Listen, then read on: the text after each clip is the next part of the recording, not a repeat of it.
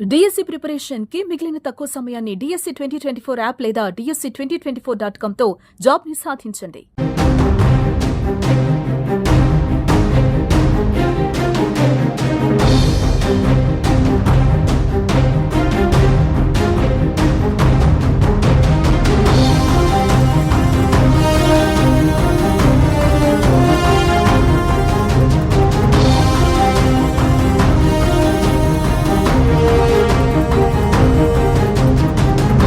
పాకిస్తాన్ అణుస్థావరాలు దెబ్బతిన్నాయా?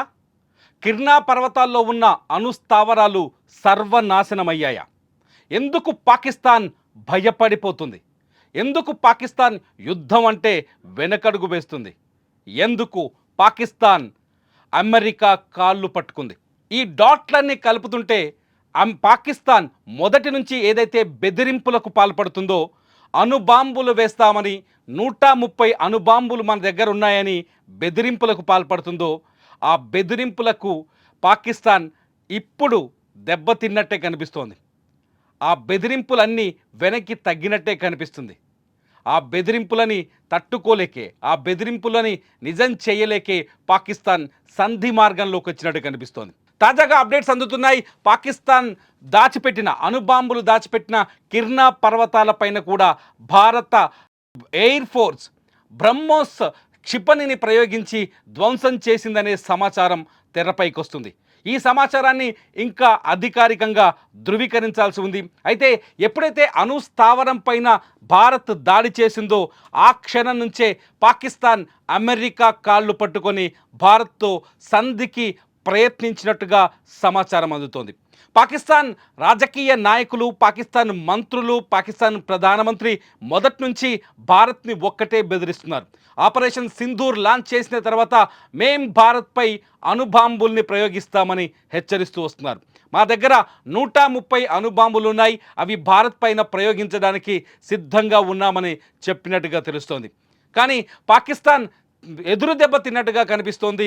భారత వైమానిక దళం పాకిస్తాన్ దాచిపెట్టిన అణు బాంబుల్ని దాచిపెట్టిన కిర్నా పర్వతాల్లోని హౌసెస్ని ధ్వంసం చేసినట్టుగా తెలుస్తోంది.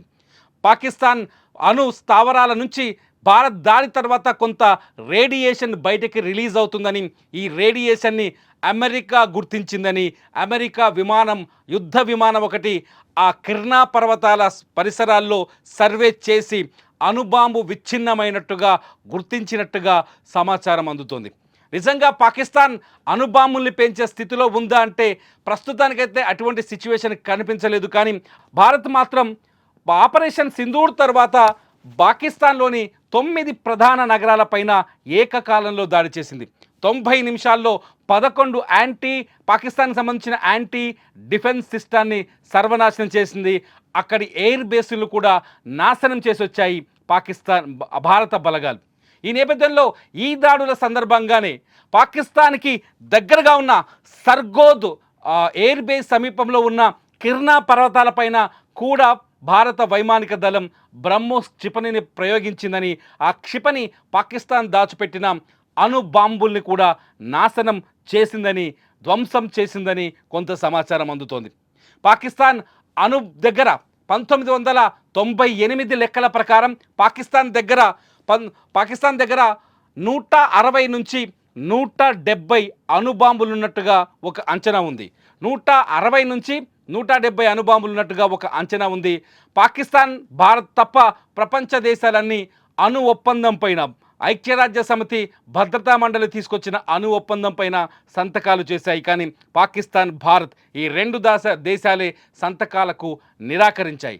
దీంతో ప్రపంచ దేశాలన్నీ భారత్, పాకిస్తాన్ని అతిపెద్ద అణ్వస్త్ర దేశాలుగా అభివర్ణిస్తుంటాయి.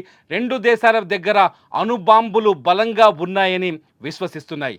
ఒకవేళ పాకిస్తాన్ చరిత్రలోకి వెళ్తే, అణ్వస్త్రాల చరిత్రలోకి వెళ్తే పాకిస్తాన్లో అణ్వాయుధాల తయారీకి పునాది వేసింది ప్రపంచ పెద్దన్నగా చెప్పుకునే అమెరికానే మొట్టమొదట పాకిస్తాన్ అణ్వస్త్రాలని తయారు చేయడానికి సపోర్ట్ చేసింది.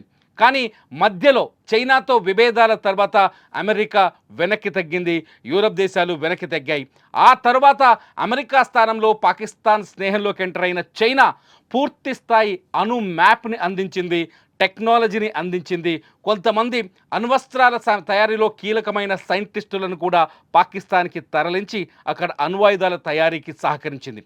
At the same time China పాకిస్తాన్కి ఆయుధాలను కూడా భారీ ఎత్తున అమ్ముతోంది. అయితే చైనా వస్తువులు భారత్లో డూప్లికేట్గా ఎలా కనిపిస్తాయో చైనా అణ్వస్త్రాలు కూడా డూప్లికేట్గానే ఉంటాయని మరోసారి కూడా రుజువైంది. ఎందుకంటే పాకిస్తాన్ ఆర్మీకి చైనా సరఫరా చేసిన అన్ని టెక్నాలజీలు విఫలమయ్యాయి. నిన్న భారత్ ఏదైతే 90 నిమిషాల్లో 11 ఎయిర్ బేసులపై దాడి చేసిందో ఆ ఎయిర్ బేసుల్లో పాకిస్తాన్ వాడుతున్న అత్యధిక టెక్నాలజీ చైనా నుంచి దిగుమతి చేసుకుంది. ఆ రాడార్ టెక్నాలజీ, ఆ రాడార్ వ్యవస్థ కూడా భారత వైమానిక దాడిని, భారత క్షిపణి దాడుల్ని పసిగట్టలేకపోయిందంటే పాకిస్తాన్ ఎంత వెనకబడిపోయిందో ఇక్కడ అర్థం చేసుకోవచ్చు. ఇప్పటికే పాకిస్తాన్ అంతర్గతంగా తీవ్రంగా దెబ్బతిన్నది. కరాచీ పోర్టుతో సహా మొత్తం 9 నగరాల్లో భారత్ విధ్వంసాన్ని సృష్టించినట్టుగా ఇవాళ ఇండియన్ ఎయిర్ ఫోర్స్ కూడా ప్రకటించింది. మే 7వ తేదీన ఈ దాడులు చేసినట్టు భారత వైమానిక దళం కూడా ధృవీకరించింది. ఇదంతా చూస్తుంటే యుద్ధం మొదలు కాకముందే పాకిస్తాన్ తీవ్రంగా దెబ్బతిన్నదని అర్థమవుతుంది. ఇప్పటికే పాకిస్తాన్కి ఆర్థికంగా గుండెకాయ లాంటి కరాచీ పోర్టు సర్వనాశనం కావడం, అక్కడ ఐఎన్ఎస్ విక్రాంత్ ప్రయోగించిన క్షిపణి పాకిస్తాన్ కరాచీ పోర్టుని సర్వనాశనం చేయడంతో ఆర్థికంగా తీవ్రమైన కష్టాల్లోకి వెళ్ళేది పాకిస్తాన్. ఈ సమయంలోనే 9 నగరాలపైన భారత్ మిసైల్స్ని ప్రయోగించి వాళ్ళ ఎయిర్ బేసుల్ని ధ్వంసం చేయడంతో ఆర్మీ కానీ పాకిస్తాన్ ఎయిర్ ఫోర్స్ కానీ కాళ్ళు చేతులు విరిగి మూలన పడ్డట్టుగా తయారైంది. ఈ పరిస్థితుల్లో భారత్ని భయపెడుతూ వచ్చిన, అణుబాంబులేస్తామని భయపెడుతూ వచ్చిన పాకిస్తాన్కి మరో బండరాయి పడ్డట్టుగా కనిపిస్తోంది. పాకిస్తాన్ అణుస్థావరం పైన కూడా భారత ఆర్మీ దాడి చేసిందని స్పష్టంగా ఇప్పుడిప్పుడే వార్తలు తెరపైకి వస్తున్నాయి.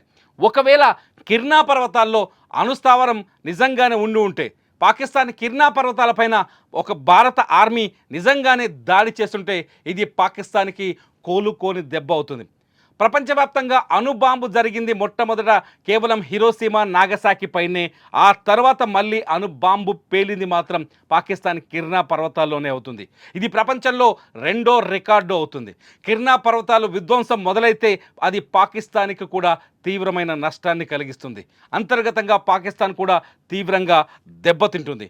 మొత్తానికి ఇంకా పూర్తి వివరాలు అందుబాటులోకి రావాల్సి ఉన్నాయి. అయితే భారత ఆర్మీ మాత్రం పాకిస్తాన్ కిర్నా పర్వతాలపైన దాడి చేశారా, వాళ్ళ అణుస్థావరాల్ని పేల్చేశారా అనే మీడియా ప్రశ్నలు అడిగితే భారత ఆర్మీ మార్షల్ మాత్రం అందులో వాస్తవం లేదు, అది ఇంకా మేము ఆ ప్రాంతానికి చేరుకోలేదు అంటూ ఒక విచిత్రమైన సమాధానం చెప్పారు.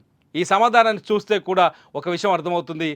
భారత ఆర్మీ ఎయిర్ ఫోర్స్ కిర్నా పర్వతాల్లో ఉన్న పాకిస్తాన్ అణుస్థావరాల్ని ధ్వంసం చేసిందేమో అని. ఒకసారి ఎయిర్ ఫోర్స్ మార్షల్ భారతి ఏం మాట్లాడారో ఒకసారి చూడండి.